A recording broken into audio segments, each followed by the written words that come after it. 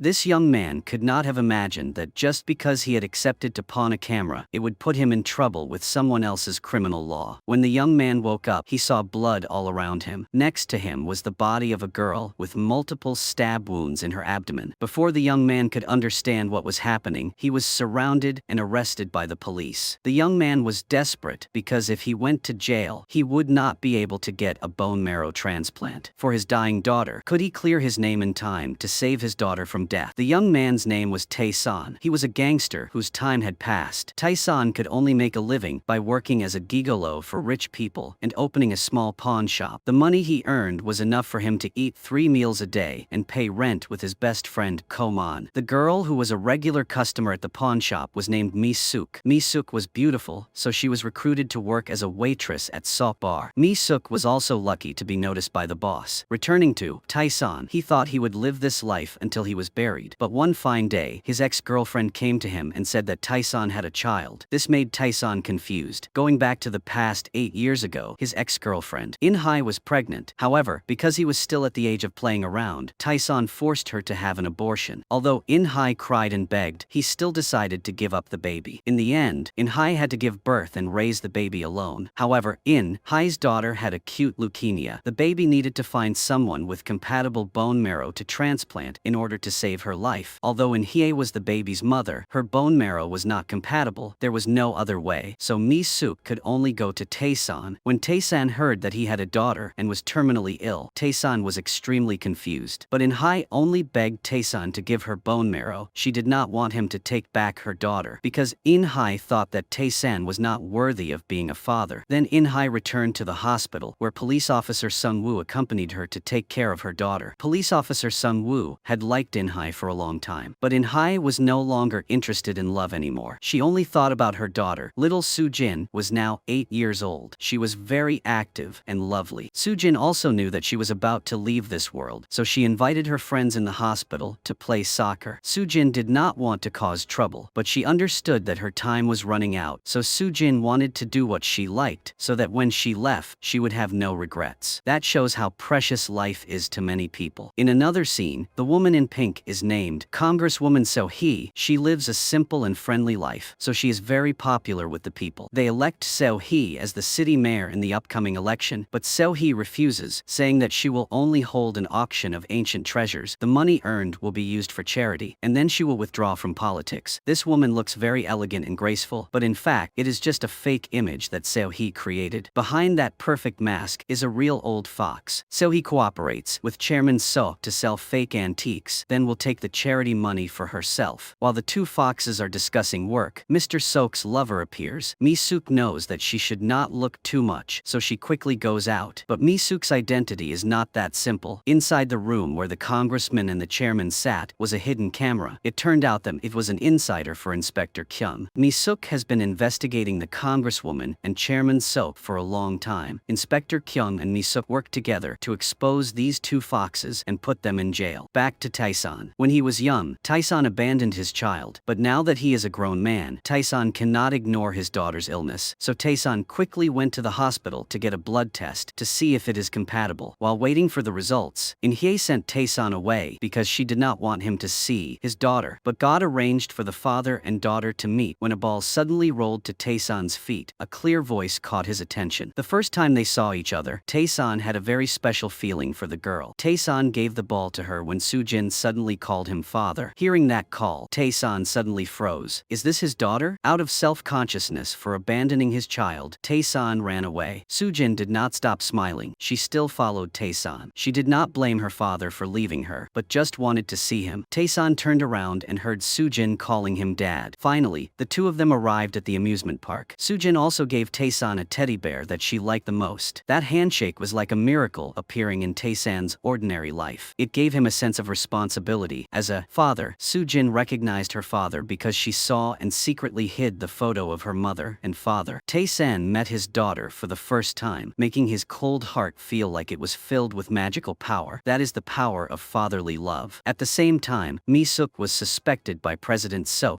he sent someone to follow her. When she discovered that someone was following her, she immediately ran into the house to check Gmail but did not receive a response. Mi-suk called the police station and found out that Kyung had gone on a business trip. What was more dangerous was that Mi-suk's conversation was overheard by the people in the car, who identified her as a spy. A few days later, the bone marrow test results came back. Taesan's bone marrow matched his daughter's, meaning that she had a chance of being saved. In-hye quickly called her ex-boyfriend to tell him the news, and both were extremely happy for their daughter. At that moment, they were grateful to each other. While Taesan was preparing to go to the hospital, Mi-suk appeared again. Mi-suk quickly gave Taesan the camera. Mi-suk knew that the pawn shop would be a safe place to hide the evidence, but because he was in a hurry, Taesan just stuffed the camera into his pocket, then ran home to change clothes to go to the hospital. His roommate saw the camera and thought it was Taesan's, so Ko-man borrowed it to take pictures of his girlfriend tomorrow. When Taesan arrived at the hospital, the doctor told him that 2 weeks would be the right time for a bone marrow transplant. During that time, Taesan had to protect himself to ensure the best bone marrow supply for his daughter. After leaving the clinic, Taesan promised In-hye that he would be at his daughter's hospital room 2 weeks later. On the way back, Taesan was in a very good mood. While Taesan was looking at Sujin's gift, the pawn shop's juniors called and told him to go to the old warehouse to find the watch that the customer wanted to redeem. Taesan was surprised but still did as asked. Taesan searched there for half an hour but couldn't find anything, so he had to return to the pawn shop. Taesan was about to teach his juniors a lesson when they said Mi-suk called him to her house because of an urgent matter. Taesan was in a good mood, so he had to ignore the watch and agree to go to Mi-suk's house. As soon as he left, the two juniors looked at each other with evil intentions. Sure enough, when Taesan entered Mi-suk's house, he was beaten unconscious. When he woke up, he found himself lying in a pool of blood, holding a knife in his hand next to Mi-suk's body. Taesan was scared and didn't know what was happening when two policemen rushed in. They pushed him to the floor and handcuffed him on the spot. With a scene like this, it would be difficult for 10 mouths to escape the crime. At the hospital, little Sujin was still enjoying the joy of being able to live. Again, Sujin excitedly told police officer Song-woo that when she recovered, she would eat all the delicious things in the world. Song-woo also promised Sujin that he would take her to all the amusement parks. At this time, police officer Song-woo received a call from the newspaper about a case that needed him to handle. Coincidentally, it was Taesan's case. At the scene, the forensics were collecting 10 pieces of evidence and fingerprints. Taesan's fingerprints were all over the Yi house. Police officer Song-woo returned to the station to interrogate Taesan. Because Taesan had a criminal record, no matter how hard Taesan tried to clear his name, Song-woo didn't believe him. Taesan said that Taesan returned to the store that day, but unexpectedly, when the police questioned the two people at the store, Song-woo said that Taesan had not returned. Taesan tried to shout and explain that those two were lying. They lured Taesan to Mi-suk's house, so he came. Time of the murder, Taesan was in the warehouse looking for things, but God did not help Taesan because according to the information Song-woo found, that warehouse had been moved last month. Song-woo's partner, who went to investigate, also reported that this warehouse was completely empty and there were no cameras outside. Taesan could not believe his eyes. The evidence was clear before his eyes, so how could he explain it? Who in the world wanted to blame Taesan? Taesan suddenly thought of Chairman Sok. 8 years ago, Taesan was Sok's underling, but Sok didn't see Taesan as a human being. Sok used his girlfriend In-hye to threaten Taesan and put Taesan in jail instead of him. So now, it must be Sok who harmed him. It turned out that President Sok was infatuated with Mi-suk, but she was a police spy. Later, from his underling, Sok knew that Mi-suk often went to Taesan's pawn shop and secretly liked Taesan. Jealousy arose in President Sok. To silence the witness and to get revenge, President Sok went to Mi-suk's house and stabbed her many times, then set up a fake crime scene to blame Taesan. After the congresswoman found out about this, she was angry that President Sok took revenge on his own. She thought it was enough to quietly eliminate Mi-suk, but Sok also blamed Taesan, and now this case has been reported. In order to avoid being implicated, the congresswoman ordered Chairman Sok to eliminate Taesan as soon as possible. Taesan knew that he was harmed by that bad guy for the second time, but he didn't know how to explain. Police officer Song-woo waited for Taesan to confess, but Taesan didn't, so they had to send someone to jail. As soon as Taesan left, his ex-wife also came to bring food to her new lover. Police officer Song-woo. All of their colleagues knew about their relationship, so they were very happy. Locked in jail, Taesan was extremely worried about his daughter's surgery. Taesan didn't know what to do because the other force was too great. The fingerprint collection results were back, and it proved that the fingerprints were 100%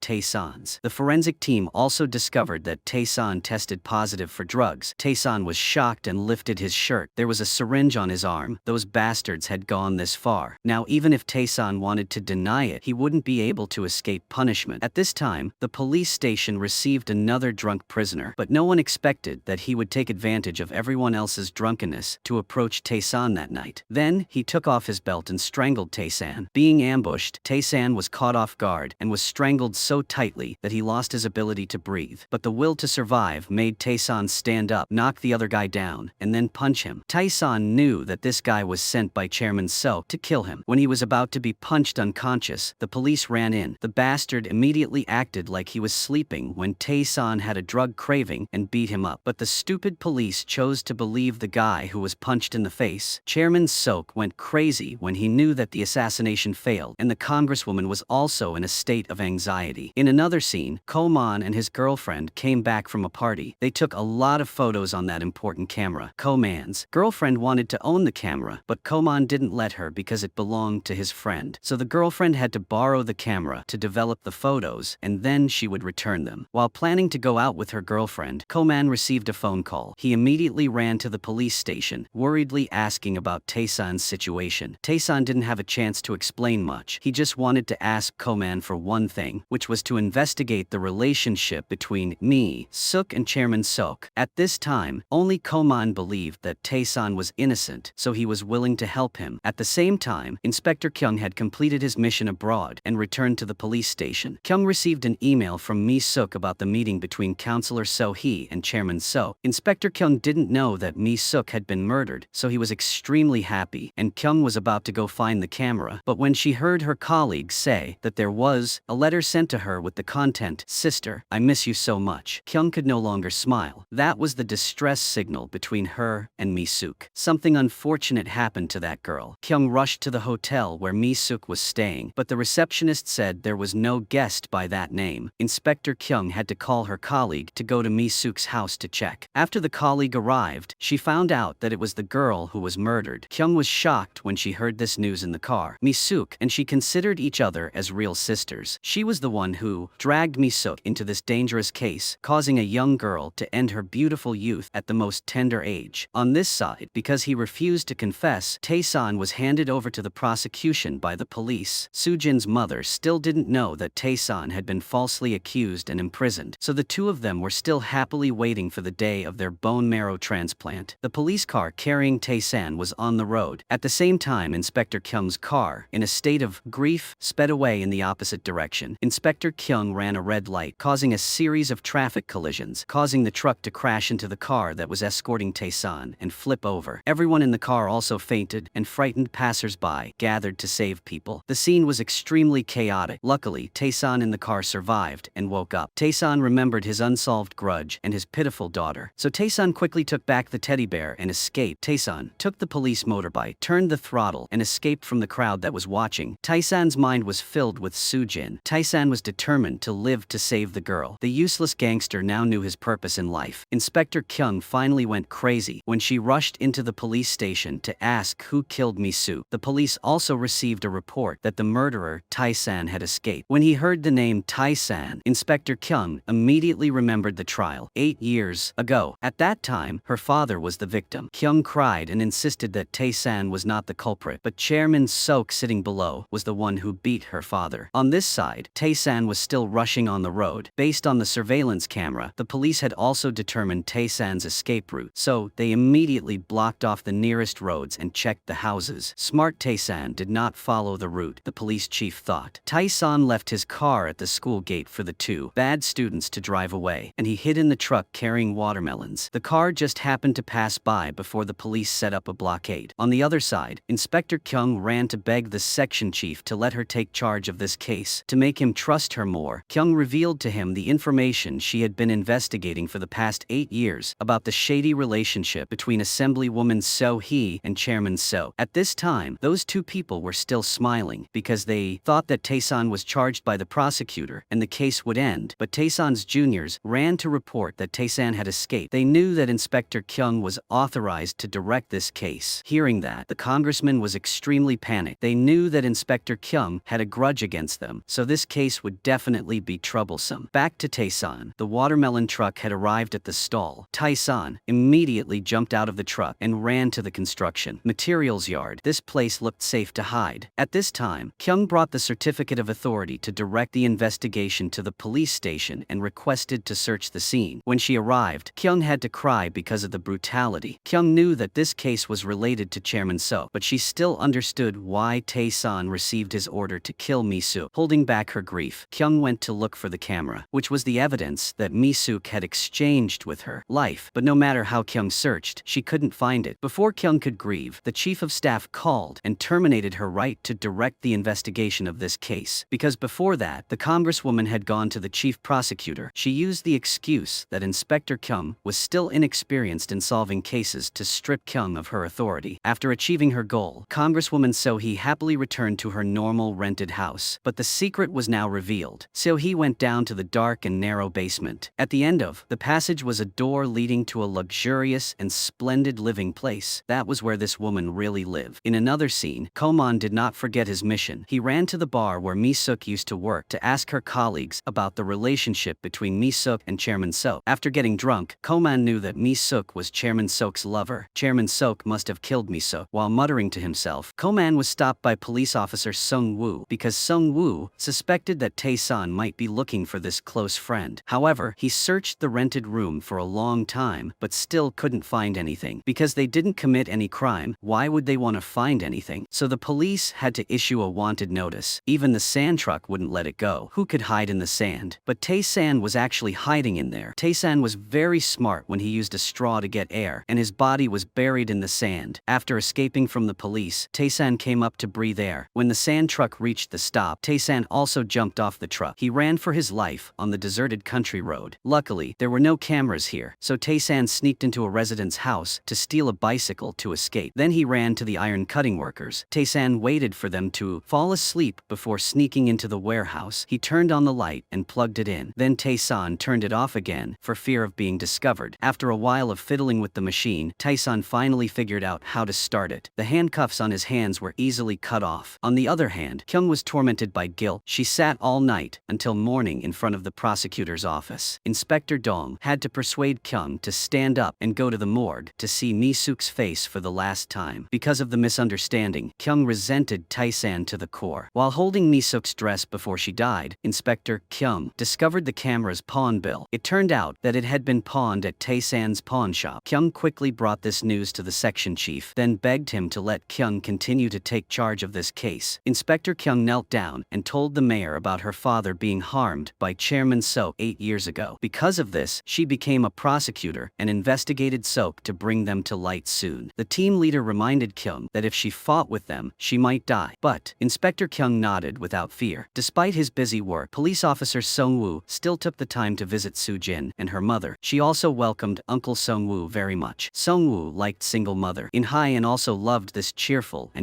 girl. When sending Sung-woo home, In-hae asked about the fugitive criminal. In-hae had heard about the brutal murder, but In-hae still did not know that Tae-san was the suspect. In-hae also reminded Sung-woo to pay attention to his own safety. At this time, Tae-san, after a tiring day of running away, fell asleep in the warehouse without realizing it. Today was also the time when little Soo-jin had to go to the radiation room and have her marrow removed. If Tae-san could not clear his name, his daughter would die on the day of surgery because all her marrow had been removed. On the other hand, Kyung ran to the pawn shop to ask her junior, only to find out that Tae-san had pawned the camera. Kyung was going crazy. She wondered why her life was related to him like that. Kyung had just come to find the camera when in a faraway place, the chairman was also informed about that camera. Seok suspected that Mi-suk had filmed evidence of his meeting with Seo-hee, so now there were two people who were hunting for that camera, Kyung and Seo. Immediately after that, Seok asked his son, Kim, who developed the photo, to watch out for any cameras sent. Returning to the police station, they had an emergency meeting because they had narrowed down Tae-san's hiding place based on reports from people who lost their bicycles and cutting machines. Tae-san was still sleeping soundly in the warehouse until noon when he woke up. Outside, a woman chasing chickens woke him up. The police had already gone out to arrest people, but this old woman was still chasing chickens, making it impossible for Tae-san to go out. While Tae-san was hungry, thirsty, and desperate, the image of his daughter appeared before him, reminding him to live on. Yes, no matter what, Dad had to live on. The people in the village where Tae-san was hiding heard the loudspeaker announcing that a wanted criminal was hiding there. The old woman was busy catching chickens and didn't know anything. Tae-san was so hungry that he came out of the warehouse and told the old woman that he was lost in the mountains. Then he promised to catch chickens for her. So Tae-san had a delicious boiled chicken meal. While he was eating happily with the old woman, the village chief appeared again. Knowing for sure that the village chief had heard and seen the news about his wanted person, Tae-san was forced to flee. So the police determined the area of his hiding place and sent troops there. On this side, Chairman Seok's son was also on his way to catch Tae-san. Tae-san ran away in the forest. The police also rushed into the forest to search. Kim seemed to be more professional than the police. He was taciturn but worked very quickly. The chase between the two sides lasted until late at night. When Tae-san was most desperate, suddenly from nowhere, a series of gunshots were fired at the police. Before Tae-san could escape, Kim had already restrained him. Kim asked Tae-san about Misuk's camera. Tae-san suddenly remembered that unfortunate girl. Misuk had indeed sent Tae-san the camera. That camera must have been important, so Tae-san refused to reveal it. Tae-san tried to find an opportunity to escape from the control and struggled with Kim, but it seemed that Kim was stronger and stronger, so he overpowered Tae-san. Because he couldn't find the camera, Kim had to deal with Tae-san on the spot. Luckily, Tae-san took advantage of the opportunity to push Kim down and then ran away. The police couldn't find any clues and went crazy with despair. There were so many people, but they couldn't find a handcuffed criminal. Tae-san ran to the cornfield and sneaked into the police car to get a set of clothes. Then Tae-san stopped the bus. He successfully asked for a ride. Chairman Seok was extremely angry when he knew that his plan had failed again. Seok turned to target those related to Tae-san. So he still didn't know anything. She was still wearing a benevolent face, discussing with her subordinates about the fake exhibition. Tae-san had hidden in a house with only a mother and daughter. He tied them up to have a full meal. When he saw the mute mother wanted to protect her daughter, Tae-san suddenly understood her worries, so he quickly explained that he was not into lust. Then Tae-san threw a towel for the girl to cover her legs. At the police station, they suspected that Tae-san had an accomplice because the police had just been suddenly bombed with a homemade bomb. Kyung suspected that Chairman Seok was helping Tae-san escape. The police launched a search for each family of the residents under the mountain that night. At home, the mother and daughter showed Tae-san where to bathe so that the wound would not get infected. Outside, the police came knocking on the door. Tae-san had to restrain the mother so that the daughter could go out and talk to the police. When the girl came in, trembling, Tae-san was worried, but the girl was only afraid that her mother would be hurt and believed that Tae-san was a good person, so she did not say anything to the police. That night, the mother and daughter still had to let Tae-san stay overnight, but they knew he would not harm them, so they slept soundly. When Tae-san held the teddy bear his daughter gave him, he suddenly remembered the camera. Wasn't it taken by Koman to go out with his girlfriend? Scene change. After taking care of her daughter, In-hai returned to the store and accidentally heard news about the escaped criminal. The name Tae-san was so familiar. When she saw Tae-san's image on TV, In-hai was stunned. Her daughter had been taken to the sterile room, and now she couldn't turn back. If left like that, Soo-jin could live for a few more months. But if the bone marrow is removed, Soo-jin will die in 2 weeks if she doesn't have surgery. In-hai broke down and cried, "What should I do with my poor daughter?" At this time, Tae-san borrowed the girl's father's suit and glasses. Then he thanked the two people for letting him hide here. Tae-san said he didn't kill anyone and would come back to repay them in the future. Tae-san is not only handsome, but also reckless. Although Tae-san is wanted, when he changes his appearance a little, he dares to appear in public. However, when the bus Tae-san is sitting on comes across a police checkpoint checking for suspects, they don't recognize Tae-san. Scene change. Inspector Kyung is so angry that he doesn't hesitate to call So-hee. Kyung warns So-hee not to get involved in her case anymore. Kyung will catch Tae-san and take the camera because the image in it is enough to convict her. So-hee just found out about the existence of the camera and was very worried. The reason why Kyung Kim did that was to find out if Congresswoman So-hee had the camera. It seemed like So-hee didn't have the camera. So-hee was angry and slapped Chairman Seok. Seok's actions were useless. The camera was still in the hands of his girlfriend Koman. It seemed like he would be safe for now. On the police side, Sung-woo had obtained a list of phone numbers that called Tae-san the most. Sung-woo discovered In-hai's number. Why did In-hai call this criminal? When Inspector Kyung asked about Tae-san's phone call list, police officer Sung-woo lied that he didn't have it yet because he was afraid of implicating In-hai. Indeed, right now, In-hai is very miserable seeing her daughter vomit after each radiation treatment. What will this adorable child do? Suddenly, In-hai received a phone call from Tae-san. She hurried to a deserted place to answer the phone. She still misunderstood him as a murderer, so she scolded Tae-san as trash. Tae-san couldn't explain much. He just hoped she would understand understand that he didn't kill anyone. Taesan escaped to save his life so he could go get his daughter's bone marrow transplant. If Taesan was in jail, someone would want to kill him. In-hai was extremely suspicious. She cried and begged Taesan to turn himself in because her daughter had been taken to the sterile room to have her bone marrow removed, and now she couldn't wait any longer. Since the police were nearby, Taesan promised to find evidence before turning himself in. Taesan promised to save her daughter before the surgery. At this time, police officer Sung Woo had arrived at the pawn shop. She went to investigate the people related to Taesan. The two juniors immediately said that a few days ago, a girl dressed simply with shoulder-length hair came here. Police officer Sung Woo immediately thought of In-hai's image. So isn't Taesan the one who will transplant bone marrow for In-hai's daughter? Policeman Sung Woo still can't accept this. Sung Woo runs to the hospital to ask of Dame Grace In-hee what kind of relationship she has with Taesan. But when he sees In-hai's tired face, Sung Woo pretends nothing happened and happily comforts her. On the other hand, Taesan has found the bastard who harmed him. Taesan threatens him with a brick. If you don't talk, this brick will break your teeth, causing him to tremble and cry, revealing the name of Chairman Seo. That guy killed me, Suk, and blamed Taesan, then sent someone to find the camera. So now the key is to get the camera back. Taesan immediately calls his best friend Koman, making an appointment to meet at home tomorrow. But their conversation was bugged by Chairman Seo. But no one expected that it was Koman who ran to tell the police this news. It turns out that police officer Sung Woo promised to clear Taesan's name, so Koman agreed to cooperate with them. Police officer Sung Woo and his subordinates were lying in ambush around the motel. Taesan also approached the house step by step. When Koman entered the house, someone pushed him against the wall. It was Kim. Kim was ordered by Chairman Sok to come here to kill and silence him. Police officer Sung Woo saw that Koman had been in the house for a long time, but still hadn't turned on the lights, so he got out of the car worriedly. At this time, Taesan also entered the house. When Taesan turned on the lights, he saw his friend's body lying on the mill floor. Taesan painfully shouted Koman's name, but this friend had already passed away. More dangerously, behind Taesan, Kim was approaching. Police officer Sung Woo was also lying in ambush outside the door. The lights went out again. Taesan rushed out the door and met police officer Sung Woo. At this time, little Soo-jin still didn't know anything. She was getting a bone marrow transplant every day, and she was looking forward to the day she would see the sunlight again. Meanwhile, Taesan did not have time to explain much. He was forced to run away immediately. Police Sung Woo saw that and chased after him. Sung Woo's colleagues ran into the house and saw Koman's body, so they immediately assumed that Taesan had murdered him. Now Taesan was guilty of more crimes. No one trusted Taesan anymore. Police Sung Woo chased closely behind, but Taesan did not notice. On the shore, Kim was also running after Taesan. Sung Woo had lost track of Taesan, but Kim found Taesan hiding in a sack in the car. When Kim was about to throw away the sack to find Taesan, the driver appeared. At the same time, the police arrived and forced Kim to leave. Seeing that, the police quickly chased after Kim, thanks to which Taesan escaped alive. On the other hand, Inspector Kyung investigated Taesan's ex-girlfriend of 8 years ago, In-hai. After that, Kyung also received news that Taesan killed Koman. At this time, Taesan was sitting in the car, crying miserably for his friend's unjust sacrifice. Because of Taesan, he was implicated. Kim still hadn't forgiven Taesan. Kim drove closely after the truck. Taesan was extremely scared when he discovered Kim. Taesan was afraid that if he lost his life, his daughter would also lose hope. The fear that had accumulated too much turned into anger. Taesan tried to throw things from the car at Kim, but Kim's face remained cold like a pre-programmed killing machine. Two workers got out of the car to check, forcing Kim to retreat, but one of them took a picture of Kim's license plate. Taesan saw that there was no one following him, so he jumped out of the car and ran along the rails. Before leaving, Taesan also brought a small iron bar, so he easily opened the handcuffs. The damn handcuffs finally opened. When Taesan was tired, his daughter appeared beside him, motivating him. He had to live for his daughter. So even in the pouring rain, Taesan still had to drag his heels and walk. Taesan was sitting down to eat an apple when he heard a pregnant woman crying. At first, Taesan thought it was a ghost and was terrified, but when he realized it was a woman about to give birth, he quickly took her home and delivered the baby on the spot. If he went to the hospital now, Taesan would definitely die, because he had never delivered a baby before. Taesan was extremely flustered when he saw the woman in so much pain that she wanted to die. Only then did Taesan somewhat understand. In-hai's suffering of giving birth alone, In-hai must have hated him very much. But at that time, Taesan was forced to go to jail instead of so he forced In-hai to have an abortion because he was afraid that she would suffer raising the baby alone. When he forced In-hai into the clinic, he was also very miserable. Returning to the present, the woman had given birth to a baby successfully. Holding the newborn baby in his arms, Taesan felt the great value of life. Taesan went outside, looked at his hands, and burst into tears. It turned out that his daughter had been born like that. Back to Inspector Kyung. The angry section chief came to Kyung's house because the case he assigned her to handle had lost another life. When he entered the house, he saw a board full of investigation photos of Congresswoman So Hee and Chairman Seok. Then the team leader understood how great Inspector Kyung's hatred was. Kyung also told him the truth, that when she was in high school, Kyung had good grades, so she was given a scholarship by Mrs. So Hee. In Kyung's eyes, she was a kind and virtuous lawyer. But that night, tragedy struck. Inspector Kyung had to witness her father being killed by Chairman So right before her eyes, but she could do nothing. When Kyung ran to Congresswoman So Hee for help, she found out that she was on the same side as Chairman Seok. When Kyung tried to ask for help, she blamed Kyung for having problems with her eyes. The team leader comforted Inspector Kyung and reminded her that the first thing in this case was to find Taesan. Taesan is the clue. He must not fall into the hands of Chairman So. Because Taesan helped deliver the baby, the woman let him stay at home and eat well. Taesan also did not forget to prepare food for the new mother because her health was still weak. Returning to the police station, the results of the crime scene investigation showed that there were no fingerprints of Taesan on the knife, which meant that it was possible that Taesan did not kill Komon. But because of his hatred for Tae-san for abandoning In-hae and her child, police officer Sung-woo insisted that Taesan killed someone and wiped away the fingerprints. At this moment, both Sung-woo and Inspector Kyung received a phone call. Police officer Sung-woo received a phone call from In-hae. Inspector Kyung received a phone call informing him that the girl who was Taesan's ex-girlfriend had been found. That girl happened to be standing in front of the police station, wanting to say something to police officer Sung-woo, but then a colleague ran out shouting that he had found traces of Taesan. Sung-woo heard that and hurried back to the police station, while In-hae was standing outside being followed by others. Not long after, the police arrived at the location where Taesan was believed to be hiding. They cordoned off the area and split up to search. At this time, Taesan still didn't know anything and was helping the pregnant woman wash the baby's clothes. At the same time, the girl in the house also watched the news. Immediately after, the police asked to meet. Seeing Taesan's worried expression, the pregnant woman immediately understood the problem. Taesan was extremely confused and insisted that she was wronged. Although she was very scared, when she saw Taesan still holding the unfinished laundry, she believed that he was a good person. The pregnant woman opened the door and told the police that there was nothing unusual inside the house. Just when the police were having a headache, looking for Taesan, Kyung suddenly remembered the pregnant woman's house. It had been raining heavily in this area these past few days, and since she had just given birth and was alone, how could she hang a rope to ward off evil spirits when it rained? So they hurriedly rushed into the pregnant woman's house, but only found Taesan's blood-stained clothes. At this point, Taesan had already managed to escape. In the forest, the rain was pouring down, making the mountain trail even more slippery, causing Taesan to almost fall off a cliff. Luckily, Taesan held onto a tree trunk and was able to climb back up, but avoiding one danger only brought another. Taesan immediately encountered police officer Sung-woo chasing after him. The tension between the two was tighter than a drawn string. Taesan had now run to the edge of the cliff. Sung-woo pulled out his gun and pointed it directly at Taesan. At that moment, Sung-woo only wanted to shoot Taesan in the leg to stop him from escaping, but Kim, hiding in the corner, shot a rock with a slingshot at Sung-woo's hand, making the shot go off target. Immediately after, a bullet was fired straight into Taesan's chest. Meanwhile, on the other side, little Soo-jin was still full of life, looking forward to the day of her bone marrow transplant, while her father had gradually collapsed and fallen straight into the water in front of Sung-woo's shocked eyes. As Taesan sank deeper into the ocean depths, it was Soo-jin's teddy bear that gave him the strength to rise. Above, both Sung-woo and Kyung took off their jackets and jumped down to look for Taesan. One person wanted to find the camera, the other wanted the bone marrow for Soo-jin. Taesan had been swept away by the